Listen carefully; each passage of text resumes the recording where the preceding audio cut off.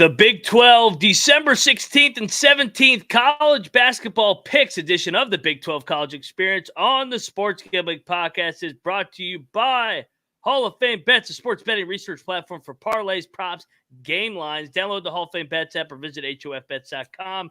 Code SGPN to get 50% off your first month and start making smarter bets today.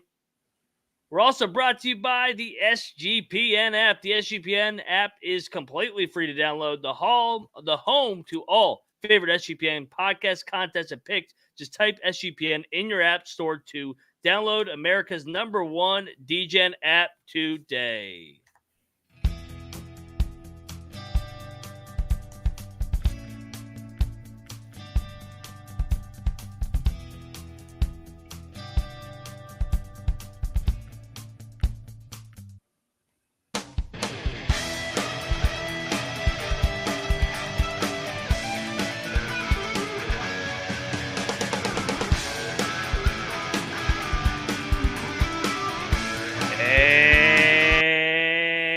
Welcome, everybody, to the Big 12 College Experience, part of the Sports Gambling Podcast Network. Friday, December the 15th, we're moving along with the college basketball slate. Sorry for the technical difficulties on the previous 5 minutes ago. I don't know what the hell happened. Hit live, and then boom, it just shut it down. So, technology is not my strongest suit. But, hey, if you're wondering who you're listening to on the Big 12 College Experience, I am Moneyline Mac, a.k.a. the former video coordinator for Bob Huggins and Frank Martin. And joining me today, each and every episode on the Big 12 College Experience, you guys know him as the Big 12 Guru. He's always fighting a family civil war in Norman. You got Stillwater, you got Waco. He's got his Baylor Bears, big game tomorrow. He's a green mowing, weed growing. He's Mr. Big 12 Guru, a.k.a. Troy Chewning. What is up, brother? Another exciting Big 12 basketball slate. Yeah, we actually have more than 2 games during the week, so we can actually come to you guys with a couple of picks that aren't, 6-minute long show. Way less worried about that Baylor game, to be honest. Michigan State at a neutral site's not something that I'm too scared about, to be honest.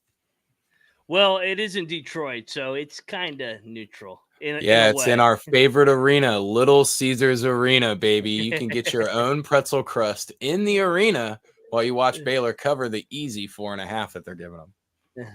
Well, we'll talk about each and every game because it's a loaded slate once again in the Big 12. Loaded slate just around the country. But Troy, before we dive into it, thoughts, man, just kind of recapping. Obviously, we did a Big East recap. And guys, everybody tuning in right now, we're going to try and get this time slot from here on to the end of the season because the lines drop around 3 o'clock Eastern on Friday. So we want to hit those opening lines on the Big 12 games. And we may even talk a little bit about storylines throughout the country. But Troy, Big 12, we obviously the #1 conference in the country, not even close.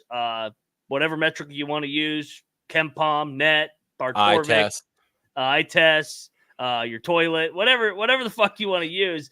Big 12, you got 2 unbeatens in Houston and Baylor. Both got big games tomorrow. You got a bunch of 1-loss teams and 2-loss teams in BYU, Kansas, Iowa State, Cincinnati, Texas, TCU, K-State, Texas Tech. Oh, and Oklahoma's undefeated too. So 3 unbeaten. So outside of UCF, Oklahoma State, and West Virginia, everybody's pretty much in a position right now to have an inside track at the NCAA tournament. Everybody's in the top 50 in the net, KenPom. So everybody's got a chance to get in that large bid, pending what they do in Big 12 play. But Troy, outlook of the Big 12 so far, December the 15th, we've been going for 5 weeks. Thoughts? What you think's happened versus what's going to happen? Any team that you think might be overvalued versus undervalued? The biggest overall story is the NCAA kind of realizing that they don't have any grounds to stand on some of these double transfers. Yeah. So they're doing the bullshit where they're like, well, maybe if you play over the next 2 weeks, you could be ineligible for the rest of the year.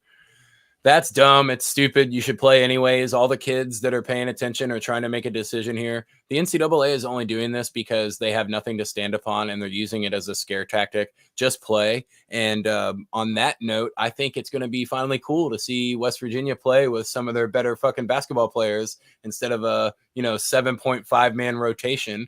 I think that, we're kind of assuming that they're in the cellar of the Big 12. And I know you guys have talked about it much earlier in the season that this really might be a better team as we go on. If everybody, is eligible and the NCAA doesn't continue to suck the cock, I think West Virginia is definitely a team that's going to be able to challenge to be a tournament team. I think the storyline for the Big 12 becomes some of these non-con games now that we're not right off the bat in the beginning of the season. I think you're going to start to see the cream rise to the top, and there might be a lot of picks for the Big 12 teams in this weekend slate coming at you from me. It's going to be exciting once we get into conference play, but a couple of these games are going to be pretty good tests. Oh, yeah. No, tomorrow's slate's stupid. As much as I want to talk trash on Michigan State, that could be a 1-point game. So, yeah. Well, the Big 12, here's the thing with, the top teams, and we'll get into each matchup. Kansas, Baylor, and Houston, they don't really need the games tomorrow. They're not going to be the more desperate team getting the marquee win. They've already done their business, taking care of business in the non-con where they're around a 1-2, maybe a 3 seed already. They're gonna hold forth. Those are 3 of the top 10 teams in America. But you mentioned it, so shout out to the chat. The chat is on fire. Robert, Tim, Brian, always pleasure getting you guys in here. Troy Chewning's in the chat while he's doing the show, so that's always good. Obviously, the college basketball experience will air live tonight at midnight after the Zags and UConn game, maybe a future Big 12 game. We're talking. That's the other thing. So we're going to talk about the 14 teams in the Big 12, but we're also going to talk about the 4 newcomers next year. Arizona, number 1 in the country. Colorado, right there, coming off the Miami win. Utah, coming off the BYU win. And then Arizona State's just fucking Arizona State, but they're still Jekyll High. You don't know what fucking team you're getting. So, all right, Troy, let's get into it. The lines are dropping. The first game in the Big 12 tomorrow, and we're going to fucking lead it off right with a bang. We're going to go to Bloomington, Indiana. Actually, no, we're not going to go to Bloomington. We're going to go to Houston, where we're going to have an SEC or a future SEC battle. We have the LSU Tigers currently getting 7.5, maybe 7 at some spots against Texas Longhorns. Man, and we'll try to dive into the matchups a little bit too with these, since we're not previewing all 100 games like we do on the college basketball experience. LSU and Texas, I think Texas is overrated, man. I'm not going to lie to you. I think that their pieces don't mesh well right now with Max A. Smith, Tyrese Hunter. I think we're seeing, too, why Rodney Terry was not as successful at Fresno State. I think he's a little bit – he did a good job, but that was Chris Beard's team. And I question now that some of the guys that have gone out of that program, whether it was a couple assistant coaches that followed Chris Beard to Ole Miss, I think Texas is way overvalued right now, and I'm not going to lay 7 points with the Texas Longhorns at this point. You kind of look at what they've done so far. Who's their best win? Their best wins against Louisville? Really, look at the resume. They beat Houston Baptist, Texas State, Wyoming, Louisville, Rice, Delaware State, Incarnate Word. They haven't fucking beaten anybody. If you're laying 7.5 with them, you're just going based off their name. So when in doubt, LSU has sucked too, though. I'll take the points in a game where I don't think either team's very good. How about you, Troy? Yeah, I'm laying this one pretty easily, to be honest, Mac. I fucking hate Texas too, and I don't think that they're that great. But the biggest thing that stands out to me in this matchup is LSU only averages as a team just over 10 assists a game.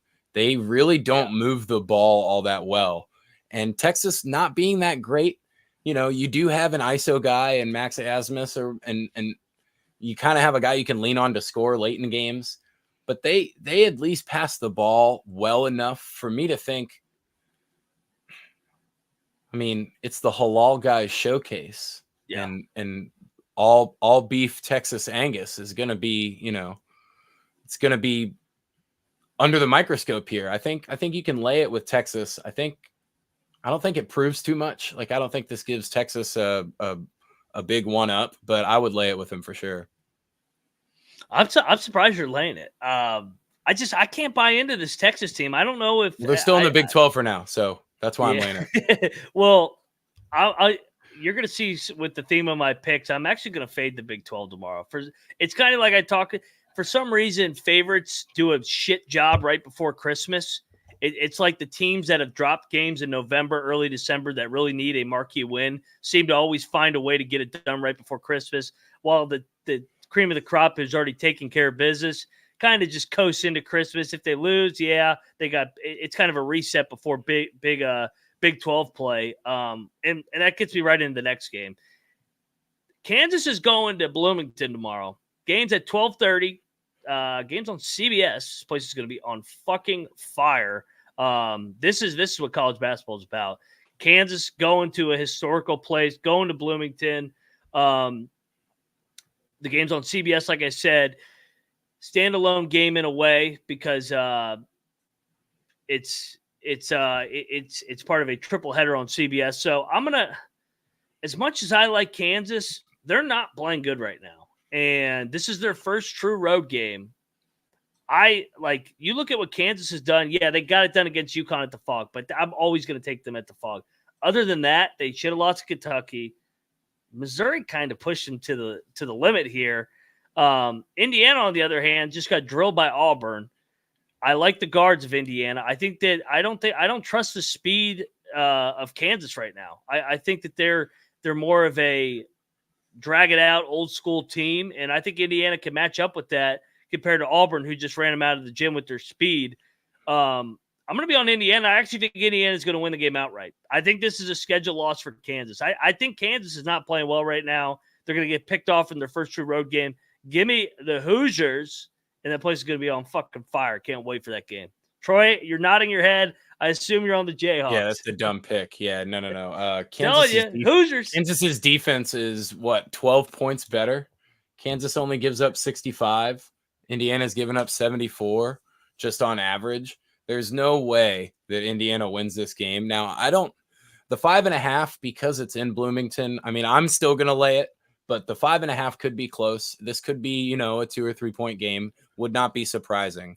But just the defenses, Indiana, lack of effort on defense, Kansas, it's going to be something that they're going to have to rest their laurels on this year. Like you said, Kansas is probably going to have to play a different strategy here.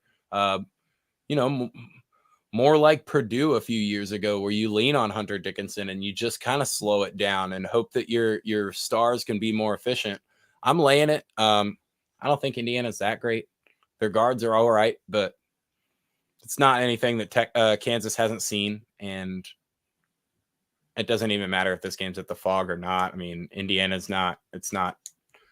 The striped warm-up pants can only do so much, and while they are awesome, I don't know if they're worth the outright win. But you might be right on them being able to cover. I will take Kansas though. Dude, I just been so underwhelmed with Kansas. Maybe it's the Dickinson thing where no, it's because all the other Big 12 teams that are good are really good, and everybody thought that it was Kansas and maybe Houston, and then a bit of a step down. Like, no, all those teams are right there at the top.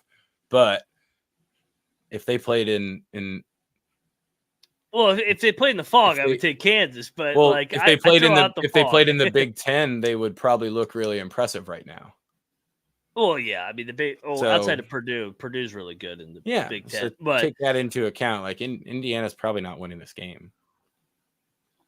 I don't know, man. Kansas is an average ass team on the road. That, like, as great as they are at the Fog, they drop games left and right on the road. And this is their first road game mid-December. Give me the Hoosiers, man. Let's go. So this is good. We're giving diversity to the crowd here on these picks. You said you're kind of fading the Big 12, and I don't know if I didn't pick a single Big 12 team, to be honest. Well, usually that's a safe bet, but this is a rare. I'm going to zigzag on this Saturday. But speaking of zigzag, let's get over to Prize Picks, man. Sorry, not Prize Picks. Underdog Fantasy. I can't talk right now. Underdog Fantasy is the absolute best because you can play alongside your favorite fantasy players all season long. NFL, NBA, NHL, college basketball, college football. Simply pick higher or lower on your favorite players' fantasy stats and cash in. And those watching right now on youtube.com/thecollegeexperience sees promo code TCESGPN, man. Troy, I know you got a 6-1 higher or lower on a couple games.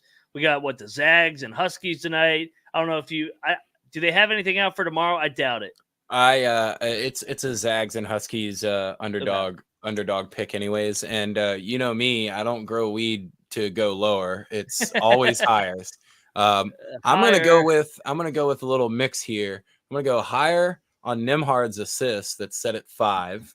I'm gonna go higher on Cam Spencer's points set at 15.5. I know he had 23 against UNC and then kind of laid an egg against Kansas, but and then I'm also gonna go Anton Watson higher 7 rebounds in this Zags UConn matchup, 6-1, all kind of conservative numbers to get a 6-1 out of it.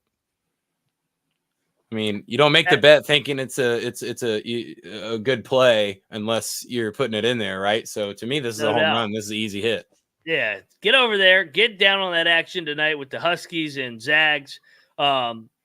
Underdog's the best, man. You could stack these right on top of one another, and next thing you know, you got a 6-1 banger, like Troy just said. So Underdog Fantasy. Yeah, I'm not just saying, awesome. Yeah, I'm not just saying that because they're a sponsor on the College Experience. I love Underdog. So get over there, make your picks, maybe make a little bit of cash on Underdog's mobile app or website, underdogfantasy.com. And when you use that sign-up code TCESGPN, Underdog will double your first deposit up to $100. Underdog Fantasy promo code SGPN. All righty, Troy, let's move along in this beautiful Saturday slate. Next up in the Big 12, we got, where's the next game? I know where we're going. We're going to Detroit, Michigan, where, I mean, the Bears are rolling. There's no other way to put it. The Baylor Bears come in at 10-0 overall. They got a good resume, strong resume. They got wins over Auburn, Florida, Seton Hall, just beat the shit out of them. And they're taking on Sparty. And Sparty's a wounded animal right now. Losers of 3 out of 4. Losses to JMU, Duke, Arizona, Wisconsin, Nebraska. You know where I'm going, man. This is the ultimate buy low spot on Sparty. They fucking need this game. They need this game the worst way. It's going to be a home game. They've lost 2 in a row, 3 out of 4. And you really look at the schedules, Baylor is better than Michigan State, obviously. But what would Baylor's record be if they played that schedule with Arizona, Duke on the road? I mean, they're going to play Duke next week. I think that they're actually going to beat Duke at 9-0 would be. I don't think that they would be 9-0. I mean, at Nebraska, Wisconsin, they played game after game. It's been a gauntlet. Nebraska is a hard place to win, and I was on Nebraska. I love Sparty here. I think their guards can match up with the Baylor guards. I do worry about JTT a little bit in the middle. The Michigan State bigs have been shit. But Tom Izzo coming off 3 out of 4 losses, 2 in a row. They're always good in this Detroit game. And another thing, teams that are favored in these NBA arenas tend to not shoot the basketball well for some reason. So I think they drag this in the mud. Baylor, the one team that has a higher shooting percentage in these expanded arenas going back the last couple of years and getting some of the Elite 8 and Final 4 matchups. With the weird depth perception, Baylor was one of the only teams that just bombed threes with the weird depth perception. So I don't know, maybe Scott Drew has something figured out. And I'm still on the fact that Scott Drew is the best coach in college basketball. And over the last 5 years, all the statistics lean in that way. The 4.5 is only low because Michigan State's defense, they're probably not going to let Baylor score 90 points. But I don't think the 4.5 is enough to scare me away. And obviously I'm biased because I'm a Baylor fan. It might be weird with me wearing the Oklahoma shirt, but fuck you guys. I root for like 7 of the Big 12 schools. I always win the championship unless stupid Texas wins. No, fuck Texas, yeah. But I mean, I'm gonna lay it with Baylor. 4.5 doesn't scare me. Their offense is good enough to win this game. I think they might get slowed down, but the problem is going to be they're going to get offensive rebounds and have dudes that are wide open for kickouts, and that's probably, I don't know. I'll eye test handicap that to 12 extra points or 9 extra points. And that's going to, I'm going to lay it with Baylor. They're the best team in the country. Nobody's going to listen, but they are. They're going to prove that they're great against Duke, but Baylor's going to. I mean, Sparty's going to win, man. I'm telling you, Sparty. This is the spot in Detroit, the Motor City, that Sparty gets up and they pull one out of their ass. This game's going to come down the wire. I can't see Baylor blowing them out. I could also definitely see a cool angle here where you're taking any kind of like over or high, depending on whatever you're using for Tyson Walker points here. They're really going to have to lean on him, and he's good enough to get it done. But besides that, I just see way too many matchup issues. And with it being in an NBA arena, go ahead and chalk Jacoby Walter up for 25. We shall see, Troy. Opposite sides again. Hey, it's why we're doing this show, baby. I'm fading the Big 12 tomorrow. I love the Big 12. I'm doing this Stick 'em Bear with the Oklahoma Sooners shirt on. I hate the spots for the Big 12 schools, and I hate this next one, man. Next up, we got let's go to 2:30 Eastern, and this is the doubleheader with the first game, Texas and LSU. The Houston Cougars are taking on the buzzsaw of Texas A&M. Texas A&M is healthy again. They just dropped the Memphis game. Troy, I actually think you may agree with me on this one. Houston's laying 9. It's actually come down to 8.5 in a lot of spots. I'd bet it at 9.5, but I'll still take it at 8.5. I'm all over the buzzsaw, man. That's way too many points. This is going to be a competitive game with A&M coming off the loss. They got dudes. Houston, they're really good, but, I mean, who have they really – their schedule's been a little soft. They beat Xavier on the road. I'm taking the points all day here in an interstate matchup that's on a neutral floor. I think there will be as many Texas A&M fans as Houston. I know the game's in Houston, but it's at that NBA arena. This is one of the two games that I thought about, maybe the Big 12 team isn't the one to lay the points here with. Any kind of statistical analysis you look up for this matchup makes no sense because Houston's only given up like 46 points per game on average because they've played, Sister Mary for the Blind and the Texas No Armed Children School or whatever. This is one that I mean, obviously we're going to make a pick here, but I would stay away from this one just because you want to think Houston's really good and everybody knows they're really good, but they have yet to really prove it in any matchup. And the buzzsaw does a nice job of, it's like the Novocaine approach. Like we're just going to keep jabbing it and waiting and giving it time. And eventually it's going to work.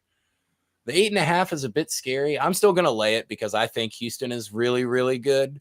But in terms of an actual bet, I will be staying away from this game and just watching for entertainment purposes. I mean, I want to think Houston's good, but they're going to have to play a few teams and maybe face a little bit of adversity before I truly believe that they're that level team.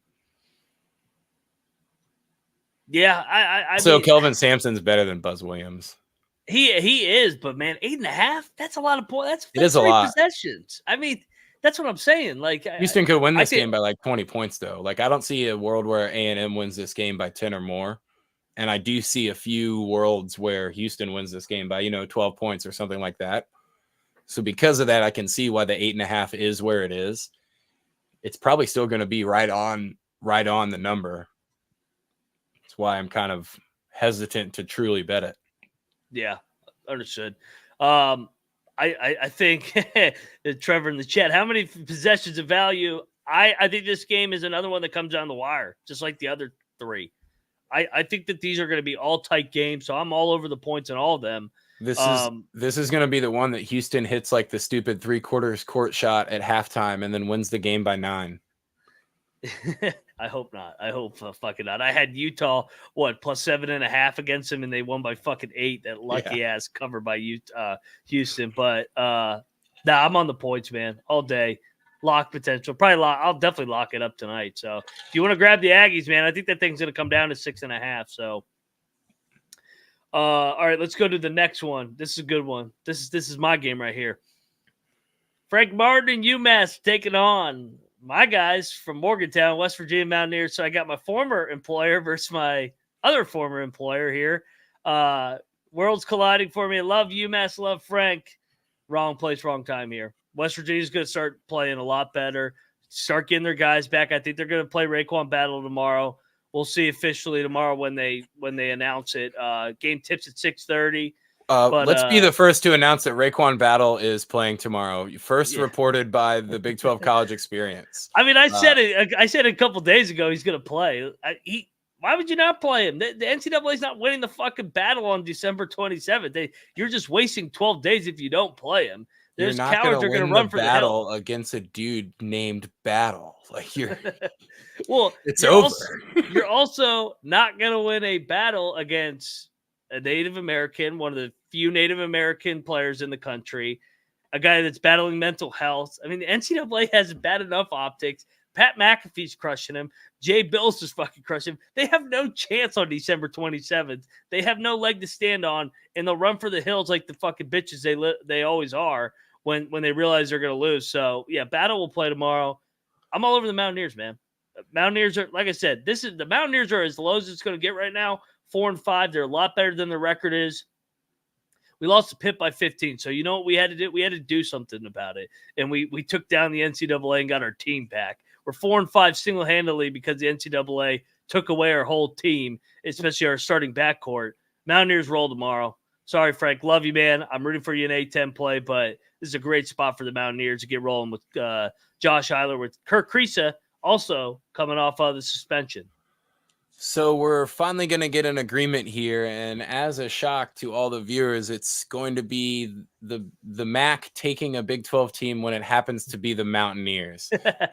He might bullshit you and tell you that it's only because the line's 2.5, but that's not true. This line could be 8.5, and I bet you'd be taking the Mountaineers. I think they are going to win by double digits. I do think that this is a smash spot. This is a definite lock spot here at 2.5. I want to see RaeQuan Battle possibly go for 30, maybe 25, 26.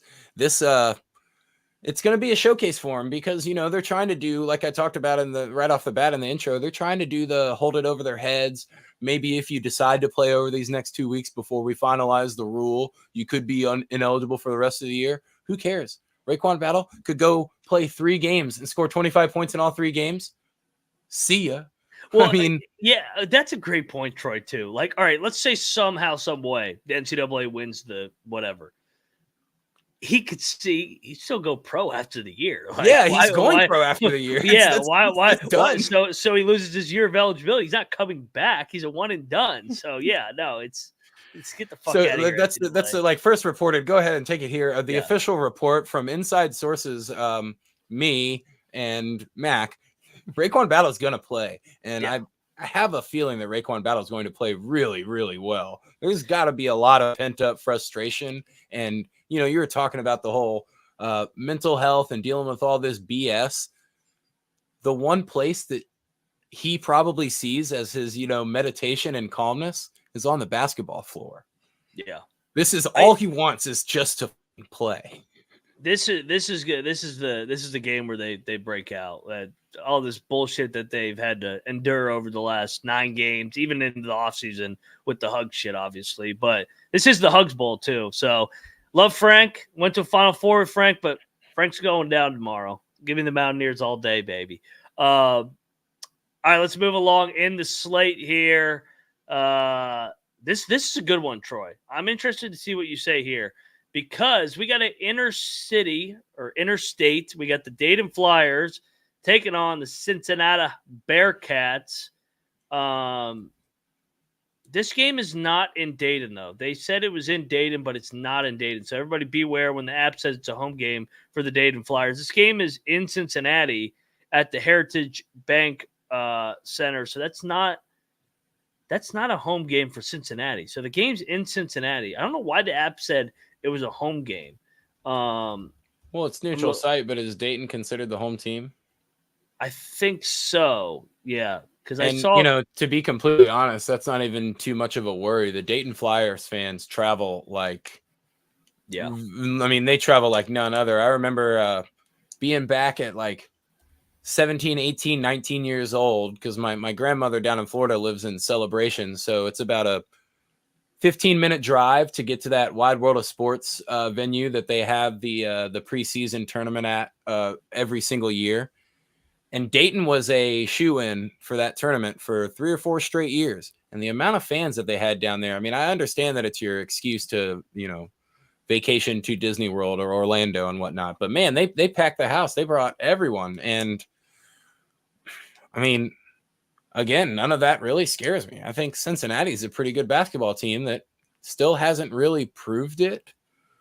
But they're going to get a chance to. And at only 4.5 points, I think Cincinnati might have a little bit more depth here. Yeah. I think I agree with you. I think I'm going to take Cincinnati. They got their loss out of the way last week in the other Ohio battle. At 4.5, though, man, that is tempting to take Dayton. I think Cincinnati wins a close one. Maybe they make the free throws to get over the hump. The game's in Cincinnati, but it is a little bit of a little brother where Dayton wants to pick them off. This is a hard one to bet. This is a perfectly placed line. I think the better value is just go Dayton money line. Well, yeah. I'm going to take Dayton, actually. I just think that 4.5 is a lot of points in a game that I think is going to be back and forth. Like you said, Dayton's going to travel. This game is at a neutral, in quotes. So give me Dayton here I think Cincinnati wins by 3. I think it's a hell of a basketball game. This is not really one of the games that I was planning on going against the Big 12 here, and I really don't think that I should. But just talking about reminiscing of the times of the old Dayton Flyers when they weren't even really that respected nationwide. I'm gonna go ahead and Benedict myself from 3.5 minutes ago and take the 4.5 with Dayton. Yeah, I'm with you, man. This game's gonna come down the wire. So give us Dayton here. Dayton's battle tested too, man. They've proven that they're one of the premier mid majors once again in the A-10. They're gonna be right there, the front runner. They got a good big and drawn Holmes. I know they lost the guard, but they still got guys. So I definitely think that it's an opportunity to showcase that they're once again a good program out of Dayton against a big brother in Cincinnati. So we're both on the Flyers with the points. We're also both on Hall of Fame bets because you can win bigger by betting smarter this NFL season with Hall of Fame bets, the sports betting analytics platform for parlays, props, game lines. Research every NFL, NBA, soccer with historical data. Enter any parlay into the Hall of Fame bets revolutionary parlay optimizer tool to get each and every leg broken down. Sort all the legs out so you know which ones have the best value. Stop betting in the dark and join over 30,000 users with Hall of Fame bets to craft a more intelligent, data-driven parlay. Download the Hall of Fame bets or visit HOFBets.com. Code SGPN to get 50% off your first month today. Start researching, start winning with Hall of Fame bets. All righty, we're back on the Big 12 college experience. And another note, Troy, is Cincinnati has struggled every game. They've gone out of their home arena. I know this is in Cincinnati, but it's still not their home arena. So another angle, whether it was at Xavier, I guess Xavier's technically in Cincinnati too. So, we're both on the points there. All right, Troy, let's move along. I'm interested to hear your breakdown of this game. So this game's a neutral site, everybody. Vanderbilt is taking on Texas Tech in Fort Worth. Is this at Dixie Arena? I think it's at Dixie Arena. Yep, Dickey Arena. Dickey Arena. Texas Tech's laying 10.5 against the Vanderbilt Commodores. Shop around. There might be an 11.5 out there. You know my handicap on Texas Tech, man. I think Texas Tech will win the basketball game, but you cannot lay more than double digits with these guys. They play that grinded out style. I know Vanderbilt is not very good coming off the San Fran loss, but I'm taking the points here, man. I'm not laying double digits with Texas Tech. So give me Vanderbilt to lose by 7 to 8. Yeah, this is one of the definite matchups that I had circled as I don't think you can just blindly pick the Big 12 team here. Vanderbilt really isn't that scary. But no, they suck. Even like Trevor's saying, the scary part has nothing to do with who Texas Tech is playing. It's just a few of those times where like the rudder of the boat gets bumped a little bit, and you don't realize it until 300 feet further down, you're way off course. You're not just 1 degree off. The one note that I have too, not to give you props, Ryan, but at -10.5, my note says 1 point too much. So if it was 9.5, I would be taking Texas Tech.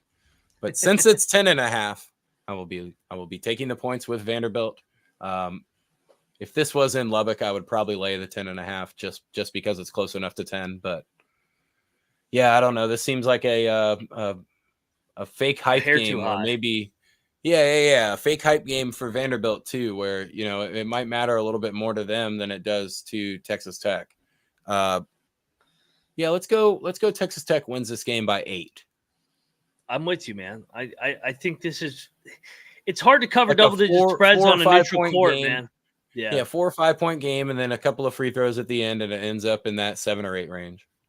Dude, those neutral site games always have a way of coming down to the wire. It's the weirdest say. It's like it's a tournament feel. So yeah, all over the points here. Give us Vanderbilt, as filthy as that is to say. All right, well, next one up. No more big time showcase game. The Oklahoma Sooners are undefeated, and they're laying 23 against Green Bay, the Phoenix. We can be somewhat quick here. Lay it. Yeah, I kind of want to. It's a big enough number. If it was 18, I'd be worried. Honestly, if it was 18, I'd be worried that maybe you shouldn't. But because it's 23, you gotta think like a true degen and see the 23 and know that it's bait. But Troy, they just came off Arkansas and they got Carolina on deck. Okay, I think they win. I think they win by 20. Good, though. But what if they're good? What if they're actually good? But I mean, I was not expecting them to go on that run against Arkansas and just completely separate from them. Arkansas is not, the best team, but they're physical and athletic. And usually Porter Moser teams, the way to beat them is to be physical and athletic. And Oklahoma didn't even bat an eye. I won't see, could care less what the spread is against UNC too. Oklahoma's probably going to win that game. This one does worry you in terms of the spread. I'm not worried about Oklahoma losing. But, I mean, the options that I see in this game is Oklahoma covers, or it's like a 7 or 8 point game. Like, I don't think they're only going to win this game by 19 or 20. I think the pressure of being undefeated builds up too. And Pine Bluff just covered against them with a similar line where they were coming off the USC win. They had Providence on deck. So it's that sandwich spot. So I'll take Green Bay, but I mean, I think Oklahoma wins by 15, 10 to 15. I see the outside of that range. Like, I think they win the game by 20 plus and more than likely cover, or it's only an 8 or 10 point game. But I'm laying it. Oklahoma's really good. You guys are going to respect the fucking Oklahoma Sooners, one of the most overlooked basketball programs. We've got the greatest white boy of all time in Austin Reeves, just carrying the king. Who would take the shot at the end of the game? Not LeBron, Austin fucking Reeves. Not LaQueen. Not LaQueen. Yeah. Hey, all right. I got a good one for you, and I think we're both gonna lay it here. Georgia State's going to the Super Soaker to take on the Cougs. BYU's laying 21. I'll lay it. BYU's fucking teams up in that building. The Marriott Center. Yeah, at 21.5 or 21, I wrote right next to it, no scare here. BYU covers this easy. This isn't a worry. You go play BYU on the road right now, you're going to get the light shot out against you. And if you're not going to put up, 50% from the 3-point line, you're not going to be able to keep up. And then you're stretching your team into very uncomfortable positions. I think you might even be wrong on that. I think BYU might put up 100. Yeah. I mean, I guess 90 plus includes 100, but go ahead and get a little crazier. Yeah. No, I'm with you, Troy. We'll both lay that number. Last game on the slate for tomorrow is a future Big 12 matchup. We got Arizona State, TCU. This game's in Fort Worth, but it's at Dickies Arena. So it's interesting. We got a doubleheader in the Big 12 in Houston.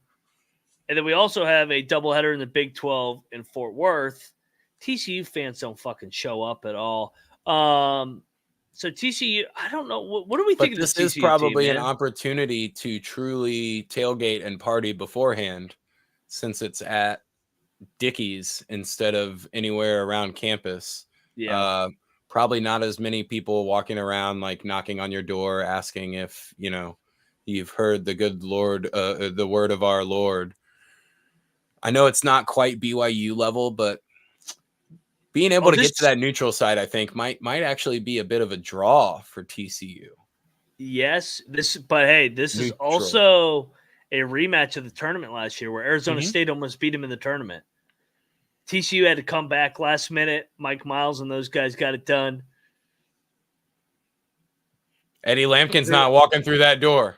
They're laying 7. I think this is another one, kind of like Vanderbilt. I'm going to take Arizona State as much as I don't like Arizona State.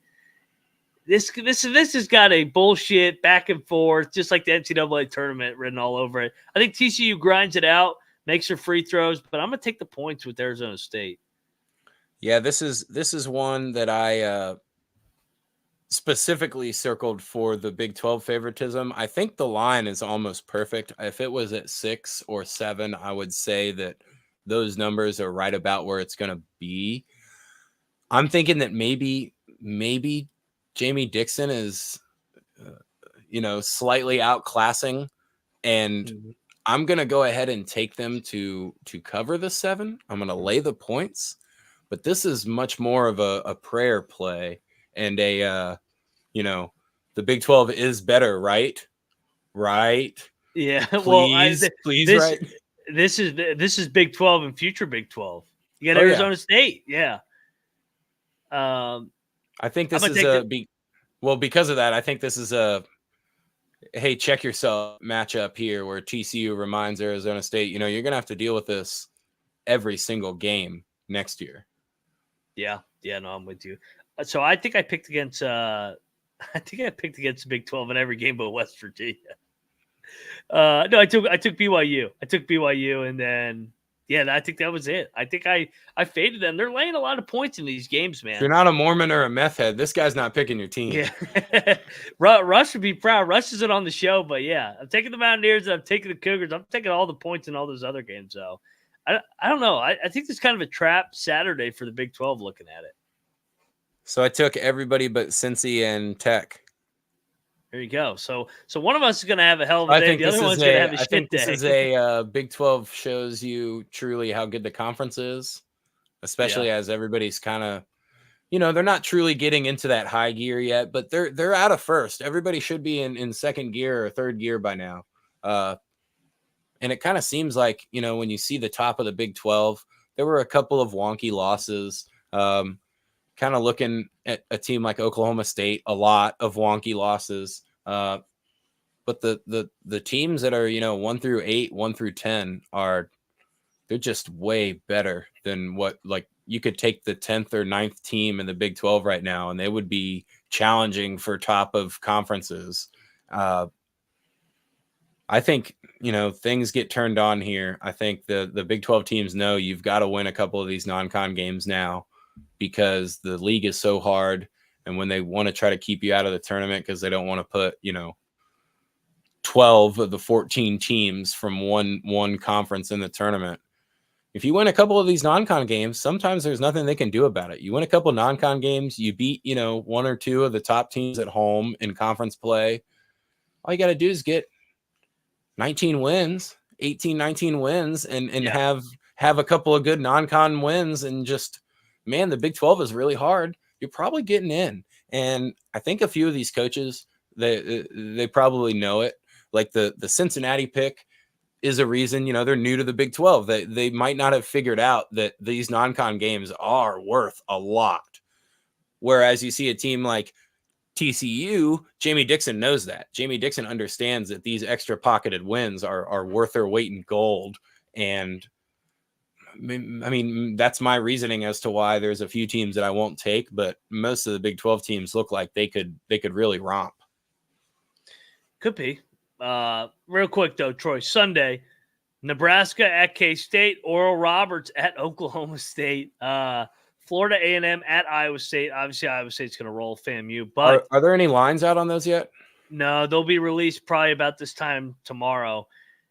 Do either of those spots worry you? Oral Roberts at Oklahoma State? Yeah. Yes, absolutely. Oral Roberts is going to win that game straight up. Yeah, I hope not. The game's in Stillwater. I mean, Oral Roberts is going to win that game straight up. There's no excitement around the basketball team in Stillwater right now. Gallagher-Iba used to be, it was never a fog or anything like that, but it used to be a tough place to go, and now it's just not. And there's not really a bunch of hype. There's not anything on that Oklahoma State team that they can lean on when things get tough. If you can frustrate them, you can prevent them from doing anything that they want to do. I actually think Oral Roberts is a real live. I mean, I'm sure the games in Stillwater, they'll probably be a dog. I don't know by how much, but that's a money line Oral Roberts play, just blindly without even seeing the lines. Go ahead and throw that one in. Yeah, unfortunately, I hope we're wrong, but I mean, how can you fucking back this fucking team? Does Nebraska give K-State a game? I don't think so, man. The game's in Manhattan. If the game is in Lincoln, I'd be all over Nebraska. Nebraska's good at shit at home. Yeah, they're I mean, it's very Big 12 for the home court to matter so much in what we're picking. And yes. I mean, that's college basketball. If anybody that follows my picks, especially on the college basketball experience, I'm taking the home team almost every time. And that's instantly benedicting what I just said about Oral Roberts playing Oklahoma State. But Kansas State's not nearly as bad as Oklahoma State. Kansas State might even be pretty dang good, and we're just now starting to see them kind of gel. All the things going on with Jerome Tang and kicking the guy off the team. And that kind of worries me a bit that, the AD and the head basketball coach are not on the same page. The only thing that scares me is the things going on around that. But typically for basketball, like I was talking about with West Virginia, everything that's crazy kind of disappears as soon as the ball gets thrown up in the air for the tip. And it just becomes, our meditation for college basketball here for 40 minutes. It doesn't really worry me. If they were in Lincoln, I would be not like ultra worried. Even then, I would be a little bit more hesitant, but I think Kansas State is at least a step, if not multiple steps better than Nebraska. And I don't even think that's much of a stretch. No. K-State, look at K-State's resume, man. K-State needs this game. They can't drop this one. They've already got losses to Miami and USC. They don't need a third loss. They've got a couple good wins over Villanova, LSU. They've put themselves back in the mix. They need to finish strong here and beat Nebraska and Wichita headed into Big 12 play. So I can't wait for Big 12 conference play. And, that was one of the main reasons why I'm fading them. I just think that they're all looking ahead this weekend. I think there's trap lines everywhere for the Big 12. And if they get through this weekend and they only have like one or two losses, it just shows you how fucking good this league is, man. There's a pretty good amount of Kansas State fans in Wichita too, just already residing there. They seem to have, whenever they play a neutral site game there, they seem to have, pretty good support. And I mean, I know it's not that far from Manhattan, but that can help. In a neutral site game, you get into a close game or something like that, and it feels like you're at home and you feel like you have that momentum. Definitely helps, teenagers, 20-year-old kids playing basketball. Nebraska they're still working on it. They're still a couple of steps away as a whole program. I would be very surprised if they won this game in Wichita, but it wouldn't. And I mean, that's not going to scare me away from whatever the line is. I'm laying Kansas State. Yeah. If you play in the Big 12, I'm betting on you. Yeah. No, I know what you mean, Troy. So Troy's riding with his Big 12 guys. I'll be back on the Big 12 after tomorrow. Just a couple setbacks for our league, but hey, we're so far ahead of everybody right now. We can avoid a couple slip-ups here. So, Troy, let's get out of here. Everybody can find our picks on the picks page, SGPN. Obviously, I'm back around midnight tonight with the college basketball experience. Colby and I will pick all 88 games tonight. check out the Ryan and Russ show going live here in a minute. Not in a minute, but here in about 20 minutes, probably around 4:30 Eastern, to preview the UMass and West Virginia game. We already gave out our picks for it, but I'll break down how the Mountaineers are going to beat the UMass Minutemen and Frank Martin. Who you having on for the show? It's just Rush and I.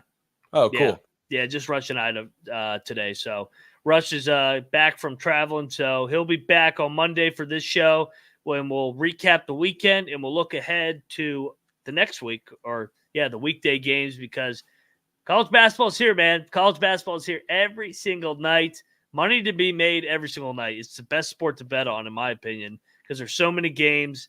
The numbers are so far off, and they undervalue the dogs, man. They undervalue the dogs, and they don't take in enough accountability for these home courts and kids just being overvalued in letdown spots based off of how good they're being told by whoever's in their ear. So you guys can find me at Moneyline_Mac. You can find Troy over at Troy Chewning. Troy, anything else you got going on this weekend? No, we having a little bit of our Christmas party get together for all of our Nats and Caps fellow season ticket holder friends. Yep. So if you want to check out the pictures of the ribs that I'm doing tomorrow, you can follow me on Twitter or follow me on the X, formerly known as Twitter, the artist formerly known as Twitter. But besides that, no, not really much going on.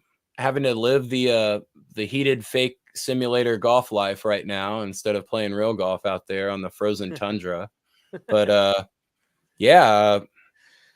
before you know it, see where this is going to be good for you, Mac. As a Cowboys fan at 10-3, I'm still trying to tell the other Cowboys fans, the more you get excited, the harder the fall is going to hurt. You're going to fuck it up. You're definitely going to fuck it up. Are you? It's like Texas in this playoff. They're going to fuck it up too. Oh, no. You know what's going to happen with Texas in this playoff? You guys can all go ahead and bet this too. This whole Malik Murphy thing is a complete setup. Quinn Ewers is going to get hurt, and Arch is going to come in and fucking roll. By the way, that is a complete joke that he transferred. I'm sorry, and I'm all for I'm not all for it. Like this, everybody, the player empowerment, you can transfer, looking out for your future. If your team is in the playoff, you should finish out the year. You're one hit away from playing in a national championship. He can pick what school he wants to go to after the season's over. That's the other thing is the reality check of some of these kids that are transferring. If Malik Murphy truly feels like he needs 2 extra weeks to win the starting job, you shouldn't be transferring. You should not. If you can't walk in and win the starting job, don't transfer. And if you don't think that you can walk in and win the starting job, you're probably not a starting quarterback. Like if your mindset isn't, I'm going to wherever I want and I'm getting that job, probably not good enough for it. Yeah. No, it's I was so shocked when I saw. I was like, "Are you fucking kidding me? You're transferring and you're 2 wins away from the national championship. We're opting out of playoff games now. What are we doing in society? Oh my god, I can't. I could go all day, but hey, we're out of here. We'll see you guys Monday. We do have a bowl game as well. Texas Tech plays this weekend in whatever bowl it is. So go Red Raiders, go Big 12. We'll see you guys Monday to recap college basketball and look ahead to the next week. And see you guys in a couple hours. And we're out of here.